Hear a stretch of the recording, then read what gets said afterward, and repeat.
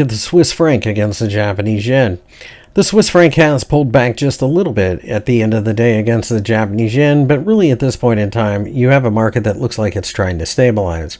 The reason I pay so much attention to this pair is that it can give you an idea as to which funding currency you want to short.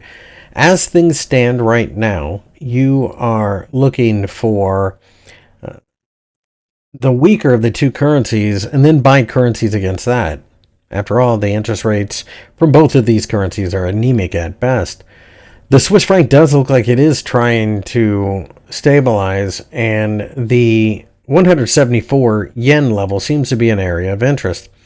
If we can turn around and rally and break above the 175 yen level on a daily chart, then for my analysis, I typically use this as a signal to maybe buy the dollar yen or the pound yen, or maybe even the Australian dollar against the yen.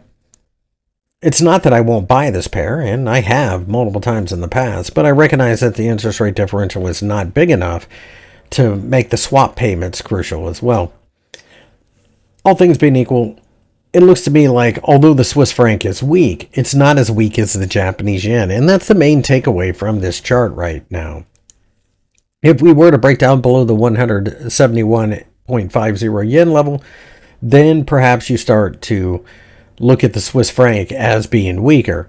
But as things stand right now, after the massive yen strength that we have had recently, it looks like we are just hanging about here, and therefore it looks to me like the market is trying to convince itself to turn around and start rallying.